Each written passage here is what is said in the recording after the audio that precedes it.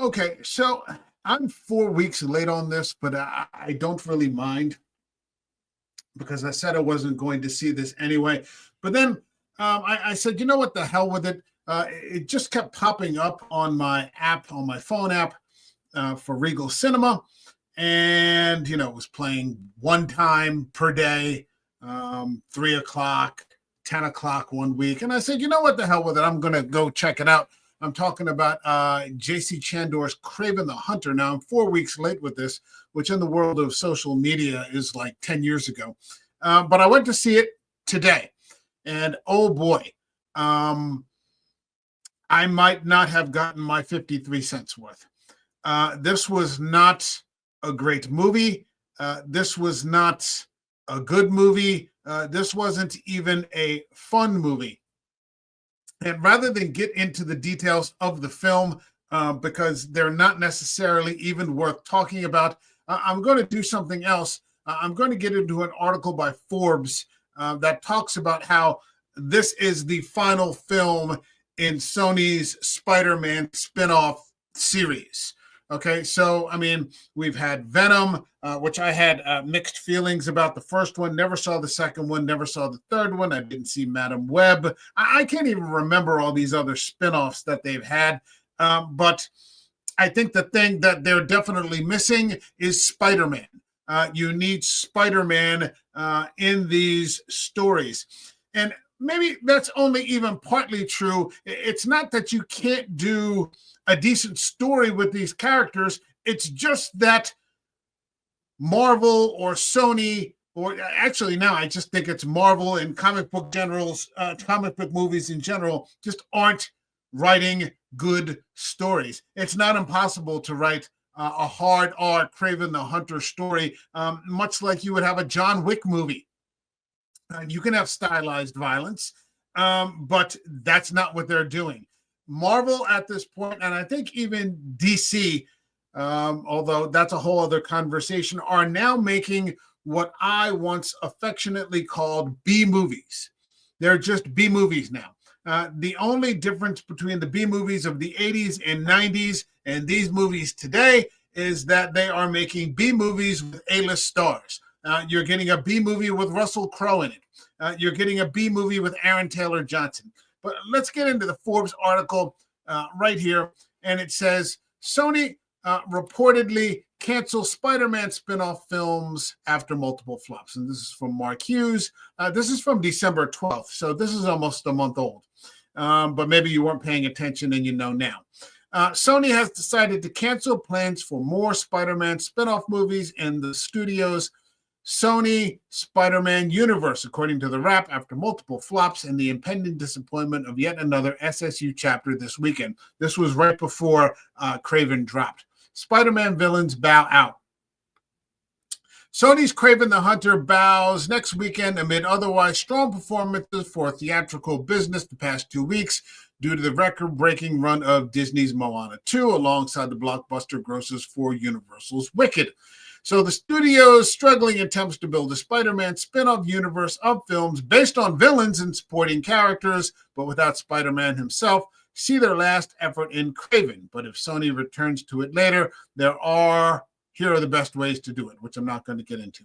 The approach worked mostly okay for the Venom trilogy, but even those saw substantial diminishing returns from a high point of $856 million for the first film in 2018, which I did see. I own it. I watched it the one time and never watched it again. I own it, and I don't think I've ever taken it out of the wrapper. To just $472.8 million for this year's Venom: The Last Dance. Didn't see it. Didn't see the one with Carnage. So I don't even know what they're talking about. But let's just keep going. Then Morbius. Oh, Lord. And Madam Web performed horribly, grossing a mere $167 million and $100 million, respectively. And when Venom: The Last Dance suffered a 45% drop from the first film's box office, the evidence was too clear to deny. Sony's Spider-Man universe had failed and now risks causing actual harm to the rest of the Spider-Man Sony films and superhero films in general, as I've argued before. To boost Kraven's box office potential, Sony released the first 9 minutes of the film for free online. Unfortunately, it confirms that it looks and feels like a generic also ran Marvel spinoff, more suited for TV and without anything new to offer. Yeah, if this had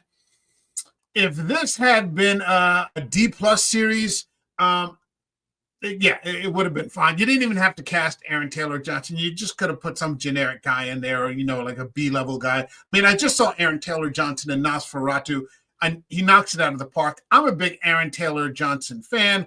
I'm a huge Russell Crowe fan. I mean, give me some Russell Crowe anytime. I'm not the hugest Gladiator fanatic, but I loved him in Master and Commander and Cinderella Man and just about anything. It doesn't have to be ultra serious. I loved him in The Pope's Exorcist. I can't wait for them to make the second film. I loved him in The Exorcism.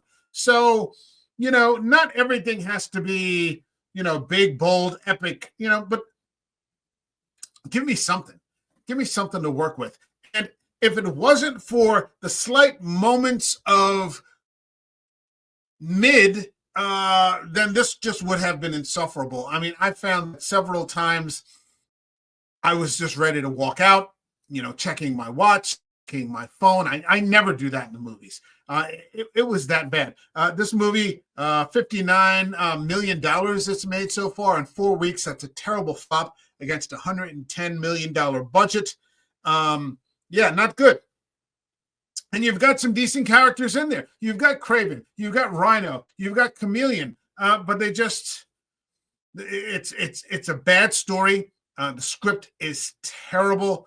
The direction, it's all over the place. It is, an old 80s, 90s B movie. And I said to myself, now it's been 6 years since the end of phase 3 in the MCU. I no longer have any expectations, so I'm just going to go watch this. And I was just like, this is awful. Like, I enjoyed the Marvels more than I enjoyed this. This was worse than the Marvels. And the Marvels was no Godfather. It was no Apocalypse Now. Let's get back to the article. Let's see what we got here. To boost Kraven's box office potential, Sony released the first 9 minutes. I said that. More suited for TV and without anything new to offer. It's just, quote, super strong, muscular guy kills a bunch of people and nobody can stop him with obvious CGI gymnastics and over-the-top power fantasy. Yeah, that's exactly what it is. You could have a hard, bloody Kraven the Hunter movie that used digital blood.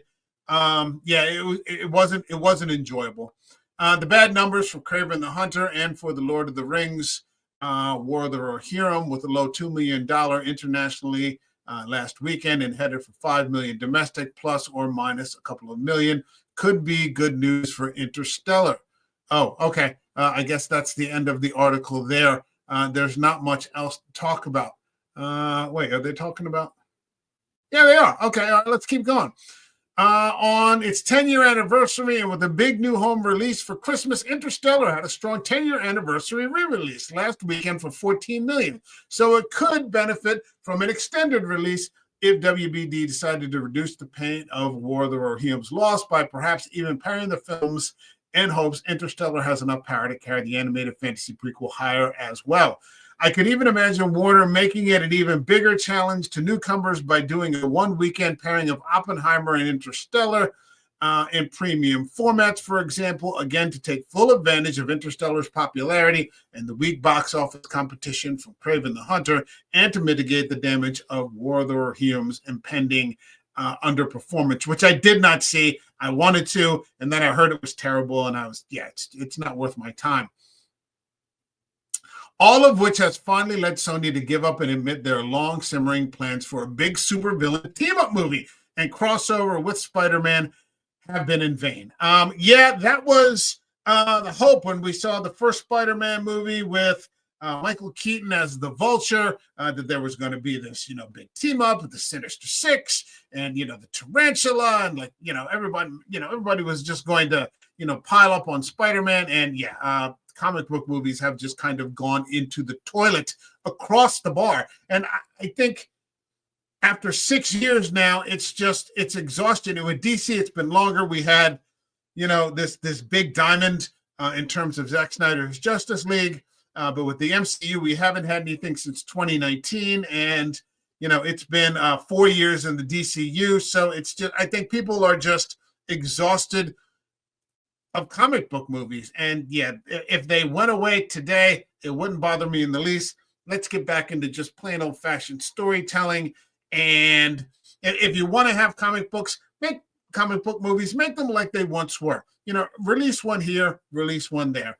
I doubt it's going to happen. But because, Disney and now, Warner Brothers, getting behind DC with James Gunn and everything like that. But if they all just went away tomorrow, it wouldn't bother me in the least. Okay, Spider-Man becomes focus of Spider-Man movies. Imagine that. It sounds a bit odd to say a studio has decided to focus their superhero franchise movies on the superhero, but here we are. Consider that Sony has released more of these spin-off SSU villain films than the actual current Spider-Man solo franchise films. The MCU Spider-Man Homecoming, that was the one with Michael Keaton as the Vulture, released in 2017, and the SSU Venom released the following year. And since then, we've had only 2 more for Spidey, but 4 of these spin-off villains. It only evens out when we consider the Spider-Verse animated films in the mix too, which puts Spider-Man himself on equal footing with a number of these lesser villains and supporting characters' own projects. It's been a confounding situation where the ever-shrinking audience and mostly bad reviews alongside low audience scores didn't seem to shrink Sony's enthusiasm to keep pouring hundreds of millions of dollars into a plan that nobody besides them had any confidence or interest in. Making this even more baffling was the choice not to include Spider-Man himself in these spin-offs and the choice not to pit any of the villains against one another. Yeah, that would have worked out fine. There's no reason for a studio with these characters to wind up with a bunch of failed standalone solo spin-offs and with no better plan for setting it up and tying it together, or even just getting the maximum use from them in the best films possible. It wasted so much potential and resources, not to mention the harm it does to using these characters elsewhere, and the harm to superhero cinema overall when the genre's reputation takes hits. As far as I'm concerned, their reputation is in the toilet. So yeah, this guy's, it's wishful thinking. That seems harsh, but it's the simple truth. And when discussing the business side of these things, the unvarnished truth is important. But even apart from the artistic taste, which differs, of course, like I said, that lady saw it 4 times, and plenty of folks, for example, do love the Venom films, the math alone should have led to a course correction long ago. It cost more than $600 million plus at least $300 million in marketing to make these 6 movies. Holy shit. But they only grossed $2.1 billion combined so far, out of which 1.8 was from the Venom movies alone, and almost half of that from the first film. Wow, that's really bad math. And I'm not strong in math at all. So let's generously assume Kraven can match Madam Web's $100 million. Like I said, this is week 4, and they're at $59 million, according to the numbers.com. A generous proposition, since their signs Kraven will wind up the lowest grossing film of the SSU. Sony pocketed around 40% of the eventual $2.2 billion at best, or maybe $900 million, but subtract the costs, roughly $900 million, from Sony's share of ticket sales and the studio. What's left? Looks like red ink to me. And this is without accounting for anybody getting back-end points, but we know they did. While this is speculative about Kraven's eventual box office, it doesn't include various aspects of production like tax credits, pre-sales, production placement, and so on that help reduce net costs. But as noted, I'm also not accounting for back-end deals. Merchandising, including home release and streaming, licensing and tie-ins, as well as pre-sale overseas, of course, provide a whole additional revenue stream. Now, yeah, this might be big. Maybe people have decided, the hell with it. I'm paying enough for Disney Plus. Let it come on there and I'll check it then, where profit margins are higher and opportunities for long-term passive revenue exist. But I simply don't believe these SSU films are directly generating enough merchandising revenue to justify the tremendous resources everybody puts into making these films and the long time it takes to recoup such heavy investments. The road has been long, hard, and expensive for the SSU, but so whatever complaints and criticisms I have about how things have gone for the past many years, it's also worth giving Sony credit for finally, at long last, recognizing they were throwing good money after bad and doing it in the worst possible way, and that it was time to stop and focus on what they know they're doing right. Not just right, but exceptional. Every Spider-Man live-action film is at least, I'm looking at you, flawed but enjoyable Spider-Man 3, and usually great. Spider-Man, Spider-Man 2, The Amazing Spider-Man. Well, yeah, no, I don't know about The Amazing Spider-Man. I wasn't really an Andrew Garfield fan when those movies came out. And of course, all of the new MCU Spider-Man films, the same level of top quality is also found in the animated Spider-Man Into the Spider-Verse and Spider-Man Across the Spider-Verse. I saw Into, didn't see Across, kind of just burnt out on comic book films. But like I said, I'm only paying 53 cents to see this, so, there's no real need to get upset. Sony's Spider-Man plans will be in better shape by focusing all of their energies on the Marvel live-action Spidey movies and the animated Spider-Verse films. If at some point they can reboot the villains in other films or revive them in a superior manner, read my examples of how it can be done here, and I'm going to put the link to this article in the description, then it should still only come after careful consideration and development on par with the Spider-Man films. These characters deserve nothing less. It's a lot of money. It's a lot of money to throw away. It's a lot of money. Just a shit ton of money that they've lost. And they're going to, 59 million after 4 weeks.